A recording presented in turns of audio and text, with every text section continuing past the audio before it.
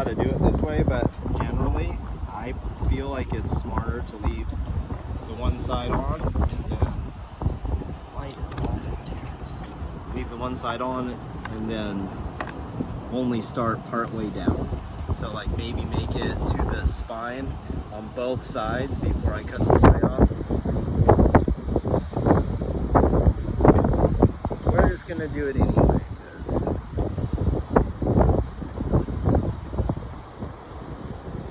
so right there I could feel I was catching a rib or a dorsal ray, and that's why I was saying I usually leave the bottom fillet on, because it keeps it up higher off the board, and then instead of having a bow like this that you're wanting to keep catching to the bones, it's flat.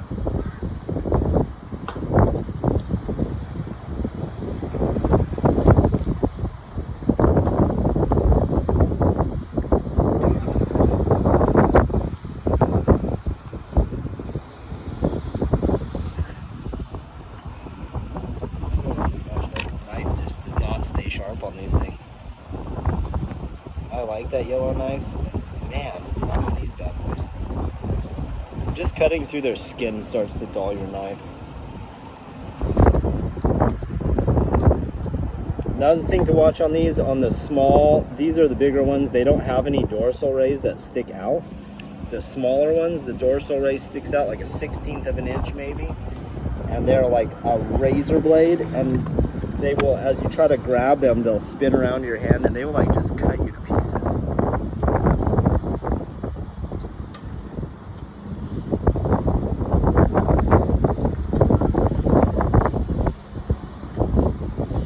Yep, super slow way to fillet it, but do not like wasting fish. These fish are extremely hard to not lose meat on if you just try to do what I call quick and dirty, which is what most of the show-off videos are, where you just kind of stick it in behind the head and zip down the fish. Look all fast and professional. It doesn't work real great on these.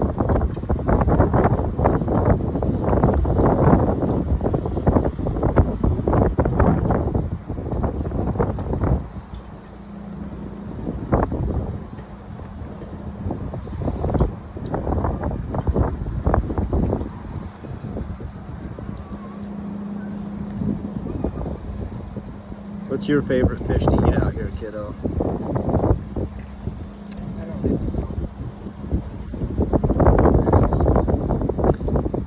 I think we need it. So a few days we'll be able to keep the cabs on. We haven't kept any cabs on for a few years. They're delicious.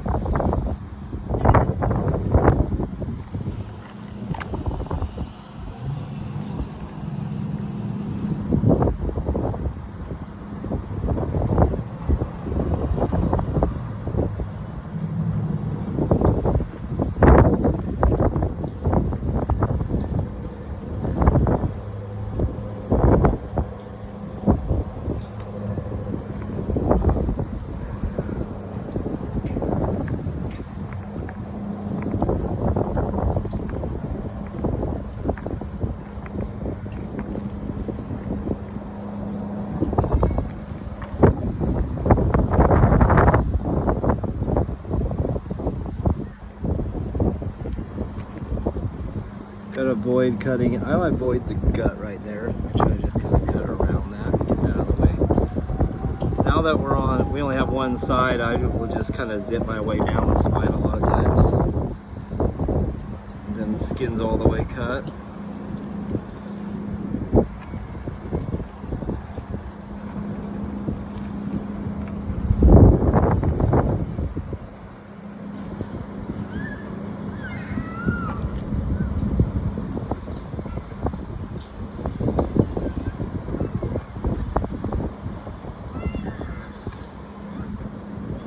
Child is not happy. That's an unhappy child. That's it. And right here, we're just finish up. There's that child over there. So I'm just gonna follow the spine up here because I'm almost at the top. See, follow the spine and look what I left. That big piece of meat. We'll cut it off.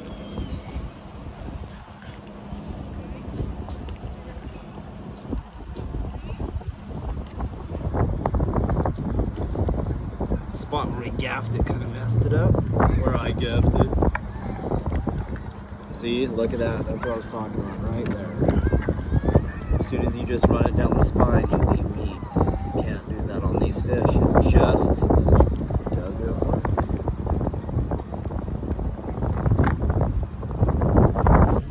Don't stab your finger like that.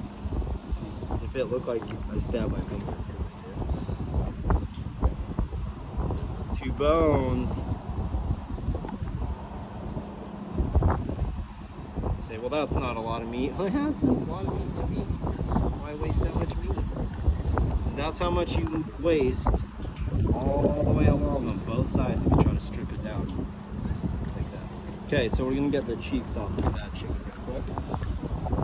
Oh, we'll go ahead and finish the fillet. I don't have to get the head out right away. Okay, let's see if I can unveil this one. I'm gonna grab a different knife.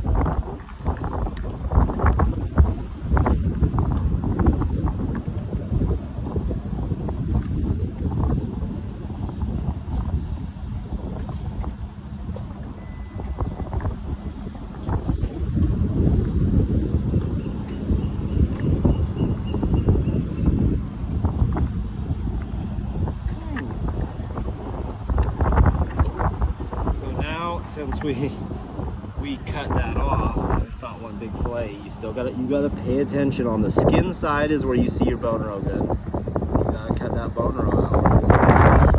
Huge sharp bones in your fish.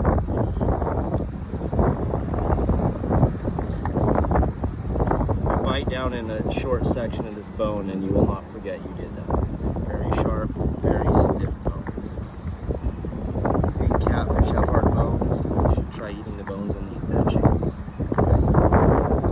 Bone row. Don't cut yourself in video. Yep, all those little pieces on the rockfish, I'll have the little bottom layer of the skin, I'll leave it on, not on these bad chickens. Okay, no bones.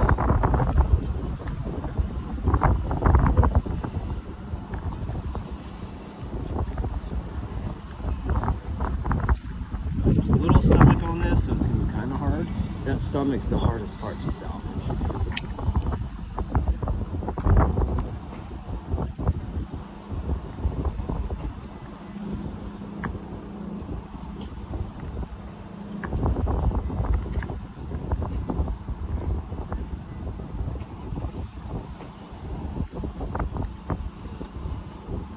Okay, middle bone row has to go bye-bye.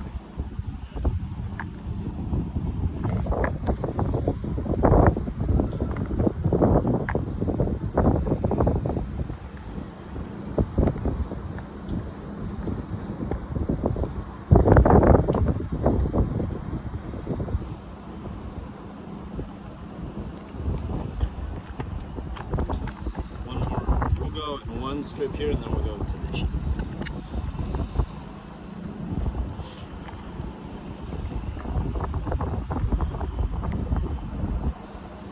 This is where it's nice to leave the skin attached at the tail.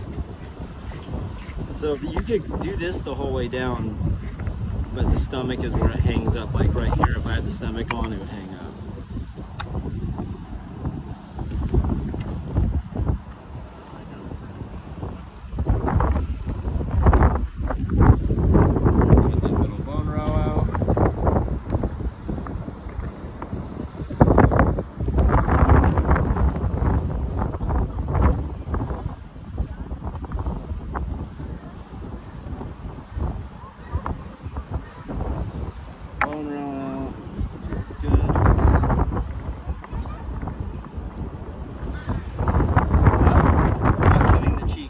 Got out of one 3-pound fish. That's a pretty big pile of meat. It's more than you'd get out of a 3-pound rockfish. So then for the cheek, these things are wild how big the cheek is. Come all the way back to the back of the bulge there, their head, all the way up to the eye. And just slice through the skin. These don't have that big bone on the outside like the rockfish do. There's one giant muscle. So you basically have to stick your knife in and you have to keep following this skull in there. Because it's not a flat piece. There's a big divot in the skull. If you look at the skull, if you boil it down.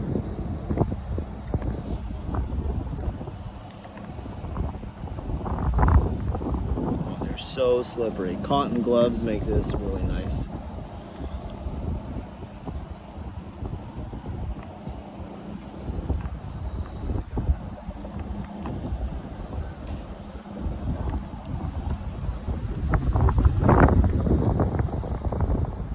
Come on, that is a slippery one. This knife is really dull after chopping the skin. Cheap knives don't hold their edge. Got this because it was a short fillet knife. It was cheap. And it's okay for rockfish and kelp greenling, but man, not these things.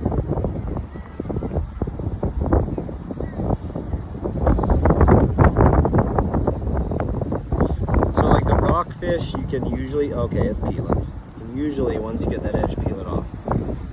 That's a tasty, tasty piece of meat. This is the kid's favorite.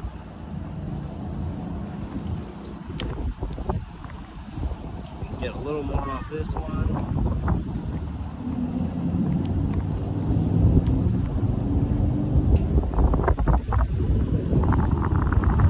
And this flap up here is just fat. I've tried saving it, it's just fat. You can see how hard the skin is. This knife was literally shaving sharp when I started.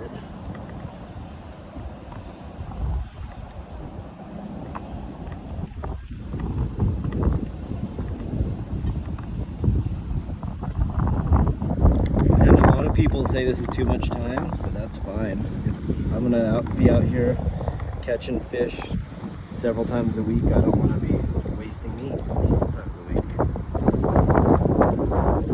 Have that good juju. You don't want to waste fish. You want to keep catching fish.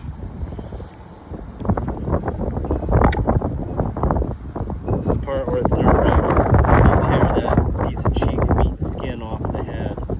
It can be a nightmare. Chunks right there are tasty and shouldn't be wasted. So there it is. That's how you do it. That's the Monkeyface Prickleback. That was a 3-pound fish, and you got that much meat out of it. Thank you, Dar, for catching that big beast for us. See you guys.